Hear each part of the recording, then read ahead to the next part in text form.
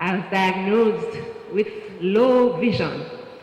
Well, I was diagnosed with a particular visual disorder about 24 years ago, a life sentence of low vision. Now, low vision was a term at the time that I'd never heard before, and I still think it's a fairly unknown term. So I believe that this that is happening today is very timely and will help with educating many more of us about low vision. Persons with low vision fly a little below the radar. We're not at either extreme of the visual spectrum. So we're not fully sighted and we're not necessarily blind. However, can I be honest with you? It is a very challenging experience, and it has been for me. At the time, I had just completed my first degree and I was in my first professional job. I had just gotten married. And here I was being told that there was no treatment, no cure, and that I was to have low vision, 20/200 visual acuity in each eye. I didn't know what it meant. So I went and, of course, I explored it, the issue, researched it a bit to find out what was in store for me. And I can tell you that I have lived the experience, and I would not venture to speak on behalf of all persons with low vision, because I know low vision can be created by a myriad of disorders. And in my particular case, it's macular degeneration. However, in general, we have problems reading in terms of print size. So I went from being able to read whatever I wanted to read to now just barely scanning the headlines. That is without visual assistive aids.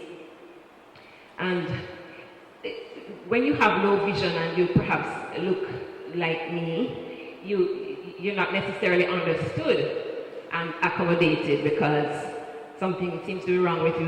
You can't read. You look educated, but you cannot read. So you may approach a snack counter and you say, may I have a sandwich and a small coleslaw and a drink and a slice of pie, and the person will say, is that a number 2 or a number 6? And you have to say, well, what is a number 2 and what is a number 6? It's up there. Oh, but I can't read it. Have you forgotten your glasses? Anyway, we have difficulties with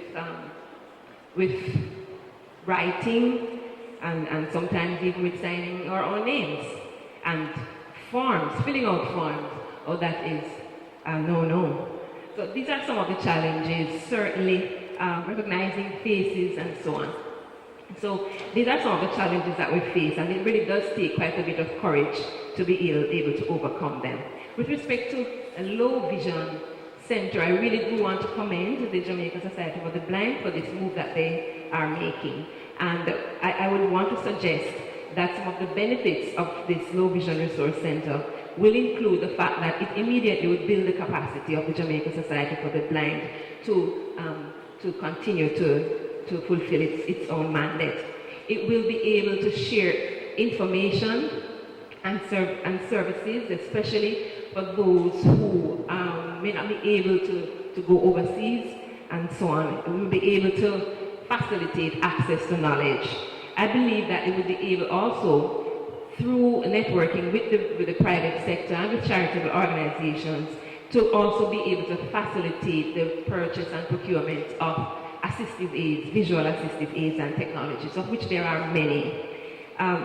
The sort of networking that we would expect to strengthen that center would be the interaction with the private sector. Certainly, we would want to commend the Society for the Blind for this step, because we see it as a move in the direction of further social inclusion for all the citizens of Jamaica. And this, of course, is a major tenet of the Vision 2030 Jamaica, which is our own national development plan.